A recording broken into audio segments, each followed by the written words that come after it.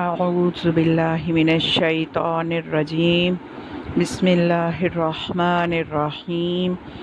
الحمد للہ الذی جعلنا من المتمسکین بولایت علی واولادہ الطاہرین والصلاة والسلام علی خیر خلقہ واشرف بریتہ سیدنا ونبینا ابی القاسم محمد سید ابن طاؤس آل رسول صلی اللہ علیہ وآلہ وسلم سے نقل کرتے ہیں، من بکا او ابکا فی نامیئتن فضمن لہ علی اللہ الجنہ ومن بکا او ابکا خمسین فلہ الجنہ ومن بکا او ابکا ثلاثین فلہ الجنہ ومن بکا او ابکا عشرۃ فلہ الجنہ ومن بکا او ابکا واحدا فلہ الجنہ ومن تباکا فلہ الجنہ۔ فرماتے ہیں جو بھی ہماری مصیبت میں روئے یا ہماری مصیبت میں 100 آدمیوں کو رلائے اس کے لیے بہشت کی ضمانت ہم دیتے ہیں، اور جو بھی ہماری مصیبت پہ روئے یا 50 آدمیوں کو رلائے اس کے لیے بھی ہم جنت کے ضامن ہیں، اور جو کوئی خود روئے اور 30 افراد کو رلائے اس کے لیے بھی جنت کی ضمانت ہے۔ حتیٰ کہ معصوم علیہ السلام نے یہاں تک فرمایا کہ جو خود بھی روئے اور 10 آدمیوں کو بھی رلائے اس کے لیے بھی جنت کی ضمانت ہے، اور جو حتیٰ کہ خود روئے اور ایک فرد کو بھی رلائے، رونے والا عزادار صرف ایک ہی کیوں نہ ہو اس کے سامنے، تو اس کے لیے بھی جنت ہے۔ ومن تبا کا، حتیٰ کہ اگر کوئی رونے جیسی شکل بھی بنا لے اس کے لیے بھی جنت کی ضمانت ہے۔ تو یہاں سے یہ ثابت ہوا کہ مجلس حسین علیہ السلام برپا کرنے کے لیے بہت مجموعوں کی ضرورت نہیں ہے۔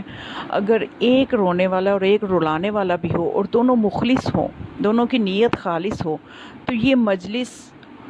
خدا کے ہاں اتنی ہی محبوب ہے کہ جتنی ایک ہم سمجھتے ہیں کہ بہت بڑے پیمانے پہ مجلس ہو رہی ہے، اور اسی طرح سے یہ مجلس بھی اللہ کو اتنی ہی محبوب ہے، صرف نیت خالص ہونی چاہیے۔ تو اس روایت میں حتیٰ کہ کوئی رونے جیسی شکل بھی بنا لے، تو یہاں پہ بعض کم معرفت والے لوگ اعتراض کرتے ہیں کہ ریاکاری سے تو عبادتیں ضائع ہو جاتی ہیں۔ ہاں ایسا ہے، لیکن بے شک ریاکاری سے عبادت کی روح بھی ختم ہو جاتی ہے، لیکن امام حسین علیہ السلام سے اللہ کی محبت کچھ اس طرح کی ہے کہ کچھ چیزیں خاص طور پہ حسین علیہ السلام کو عطا کی گئی ہیں، جیسا کہ رونا نماز کو باطل کر دیتا ہے، لیکن غم حسین میں اگر انسان رو رہا ہے تو اس کی نماز کو معراج مل جاتی ہے۔ مٹی کا کھانا حرام ہے، لیکن اگر خاک شفا کو شفا کی نیت سے کسی بیماری کی وجہ سے کھایا جائے تو وہ اجازت ہے کھانے کی۔ حرام ہونا جو ہے وہ والا حکم جو ہے وہ ختم ہو جاتا ہے، اس کی حرمت ختم ہو جاتی ہے۔ تو اسی طرح سے رونے جیسی شکل بنانا، یہ شکل بھی وہ بندہ بنائے گا کہ جس کے دل میں کم از کم کہیں کسی گوشے میں حسین علیہ السلام کی محبت ضرور ہوگی، کیونکہ رونے جیسی شکل بنانے کی کوشش بھی وہی کرے گا جس کے دل میں قطعاً حسین کی محبت ہی نہ ہو۔ اسے کیا ضرورت کہ وہ روئے یا رونے جیسی شکل بھی بنائے؟ تو اس کی اس کوشش پہ ہی، کیونکہ اس کے گوشے میں کہیں ضرور محبت ہے، تو وہ کوشش کر رہا ہے کہ اگر اس کو اس کے کسی اعمال کی وجہ سے رونا نہیں آ رہا، گریہ نہیں کر پا رہا، تو اس کے جو شکل بنا رہا ہے رونے کی، تو اس کے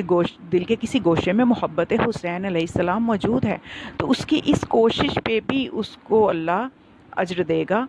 اور اس طرح سے خدا چاہتا یہ ہے کہ ان روایات سے یہ چیز سامنے آتی ہے کہ خدا چاہتا یہ ہے کہ غم حسین میں وسعت آئے۔ اور اسی طرح سے جو ہے ریاکاری کے حوالے سے کچھ اور چیز بھی دیکھنے میں آتی ہے کہ اگر کوئی ہم دیکھتے ہیں معاشرے میں بڑے پیمانے پہ مجلس کرواتا ہے اور بعد میں لوگوں میں کہتا ہے کہ میں نے اس دفعہ بہت بڑی مجلس کروائی، بڑا تبرک بٹا، تو ہمارے معاشرے میں یہ رجحان ہے کہ فوراً اس کے لیے نظریہ قائم کر لیتے ہیں کہ اس نے ریاکاری کر دی، اب اس کی عبادت یہ والی ضائع ہے، اس کی عزاداری قبول نہیں ہوگی۔ حالانکہ ایسا نہیں ہے، یہ بہت کریم گھرانہ ہے۔ تو اگر وہ عزاداری کروا کے ریاکاری کر رہا ہے تو سوچنے والی بات یہ ہے کہ اس نے یہ ریاکاری عزاداری میں ہی کیوں کی؟ وہ یہ ریاکاری کسی اور جگہ صدقات دے کے بھی کر سکتا تھا، تو اس کا مطلب اس نے مجلس حسین علیہ السلام ہی رکھی اور اسی پہ پورا اہتمام بھی کیا، تو اس کے دل میں بھی کہیں محبت تھی تو اس نے عزاداری کو برپا کیا۔ یہ نقطہ سمجھنے کا ہے کہ اس کے دل میں محبت تھی تو اس نے یہ راستہ انتخاب کیا کہ مجلس کروائی، اس کے لیے اہتمام کیا۔ تو اگر اس نے بعد میں اس طرح سے کہہ دیا کہ جس کو دوسرے لوگوں نے یہ فتویٰ دے دیتے ہیں جی اس کی تو عبادت ہی، یہ عزاداری ہی قبول نہیں ہے، تو اس نے اگر ایسا کہہ بھی دیا کچھ، تو اس سے ممکن ہے کہ اس کے قبولیت کے درجے میں کمی ہو، کمال کا درجہ کم ہو جائے، لیکن یہ نہیں ہو سکتا کہ اس کی عزاداری ہی رد کر دی جائے، کیونکہ عزاداری ایک ایسا فعل ہے کہ اس میں ریاکاری کی بھی اجازت ہے،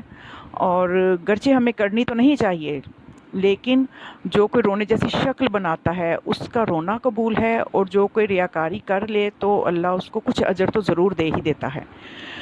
اسی طرح کی ایک روایت بہار الانوار میں بھی ہے، علامہ مجلسی فرماتے ہیں کہ ایک شخص تھے سید علی حسینی، وہ مجلس پڑھ رہے تھے تو انہوں نے ایک روایت بیان کی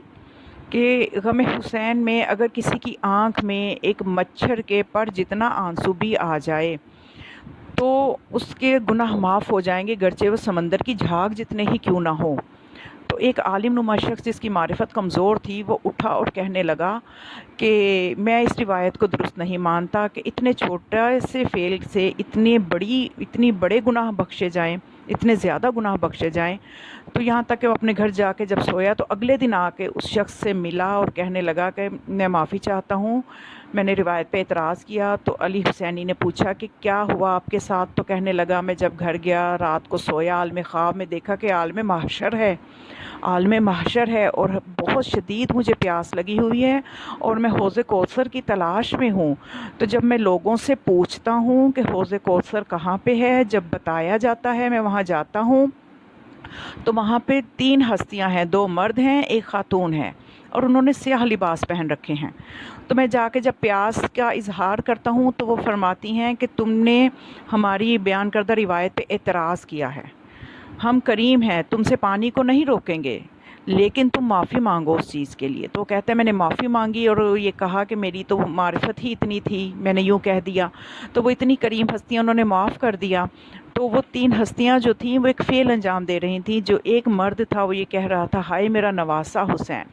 دوسرا مرد کہہ رہا تھا ہائے میرا بیٹا حسین، اور جو خاتون تھی وہ کہہ رہی تھی ہائے میرا لخت جگر حسین۔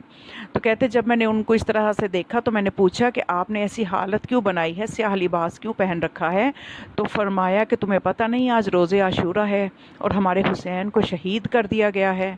تو بس مومنات، اصل بات یہی ہے کہ جتنی بڑی عظیم ہستی ہیں حسین، اتنی ہی بڑی ان پہ آزمائش اور مصیبت آئی، تو ان کی اس مصیبت پہ اظہار غم کرنے پہ اجر بھی اتنا ہی بڑا رکھا گیا ہے۔